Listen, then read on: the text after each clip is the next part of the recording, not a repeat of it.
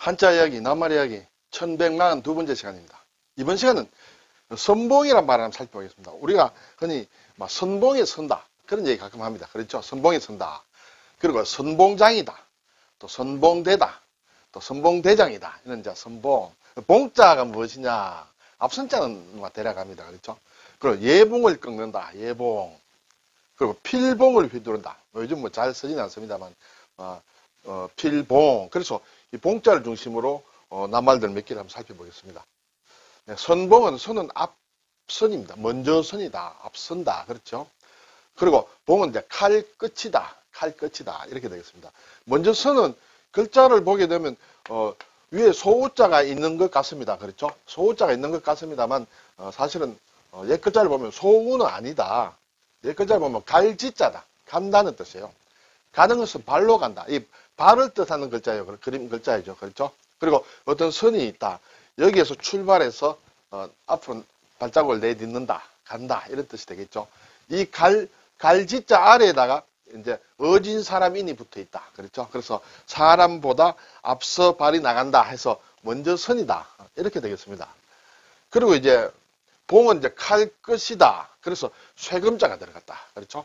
그리고 끌봉이다. 네, 이 글자가 상당히 좀 중요한 글자예요. 예, 단독으로는 막 거의 쓰이지 않습니다만 이 글자는 이제 보면 뒤져올 치다. 뒤져서 온다. 뒤떨어져 온다. 그리고 예쁠 봉이다. 발음이 맞겠죠? 뒤져서 온다. 그러면 끈다. 그래서 그렇게 되겠습니다. 그래서 이 글자는 해석하는 분들 보면 뾰족한 모양이다. 예쁠 봉자가 사실은 어떤 분들은 이렇게 해석을 합니다. 벼 이삭이 앞으로 이렇게 자라나는 모양이다. 그래서 뾰족하다. 그리고 또 걸어오는 모양이다. 뒤져서 온다 해서 이런 뜻. 그리고 걸어와서 한 지점, 한 끝에서 만난다. 이런 의미로 쓰인다. 이렇게 되겠습니다. 그래서 이 끌봉자의 뜻은 뾰족하다 또는 만나다. 이런 뜻을 가지고 있습니다.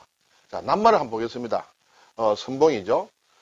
국어사전을 보니 무리의 앞자리이다. 그렇죠? 선도 앞선이고 봉도 칼 끝이다. 앞이다. 그런 뜻이 되겠습니다. 그래서 앞자리를 얘기한다.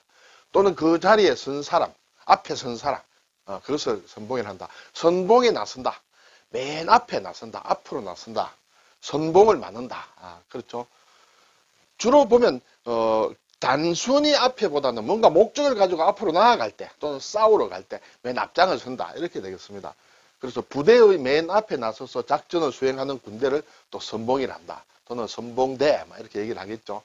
봉은 이제 칼날이라고 했는데 칼날이므로 끝이다. 칼날이 맨 끝이다. 그렇죠? 끝은 또 앞이다. 이렇게 볼 수도 있습니다. 그리고 병기 또는 뾰족하다. 이런 여러 가지 뜻을 가지고 있는 글자다. 이렇게 되겠죠.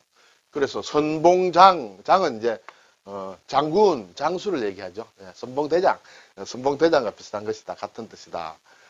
그리고 선봉대다. 선봉을 서는 부대를 얘기한다. 이제 예봉이란 말도 가끔 씁니다. 예봉. 얘는 날카롭다는 뜻이에요. 날카롭다. 물론 이제 쇠붙이가 날카롭다. 그런 의미로 쇠금자를 쓰고 오른쪽에는 이제 빛날 태, 기쁠 태 해서 이렇게 날카로울 예가 됩니다. 날카로운 칼 끝이다. 그렇죠? 네. 그러면 창이나 칼 따위의 날카로운 끝이다. 날카롭게 공격하는 기세다. 예봉. 자, 그렇게 적이 이렇게 날카롭게 오면 그걸 꺾어야 되겠죠? 아군은 적의 예봉을 꺾었다. 예봉을 꺾지 못하면 날카로운 칼 끝에 당하게 되죠. 날카로운 논조나 표현을 또 예봉이라 한다. 어쨌든 뭔가 날카롭게 나오는 것, 막 그런 표현까지도 예봉이라 한다. 필봉이란 말도 있습니다. 필봉, 네. 붓필입니다. 붓끝을 얘기합니다. 붓끝, 붓끝이라는 것은 이제 몇 가지 좀 파생되는 뜻이 있겠죠. 글을 써 내려가는 기세를 비유적으로 이루는 말. 붓끝이 아주 날카롭다. 그러죠? 네, 막 그런 의미로 볼 때 이 필봉이다. 그래서 그 붓의 위세, 문장이나 또는 서화, 그림이죠. 서화의 위세를 이룬다. 필봉이 날카롭다는 것은 예리하게 분석하고 예리하게 정말 찌르는 글을 쓴다. 이렇게 볼 수 있습니다. 예문을 하나 보니 신문의 지면을 통해 선생님은 칼날같이 예리한 필봉을 휘둘러 필봉을 휘두른다. 그런 얘기를 많이 합니다. 우리가 전쟁터에서 칼을 막 휘두르듯이 그 붓끝을 세워서 필봉을 휘둘러 그들의 침략 행위를 규탄했다 하는 이런 예문을 볼 수가 있습니다. 자, 오늘 끌봉, 끌봉자, 이게 상당히 많은 우리가 쓰는 글자를 만듭니다. 이 글자를 유심히 볼 필요가 있다. 여기에 산이 보면, 산을 이시면 봉우리봉이다. 네, 봉우리.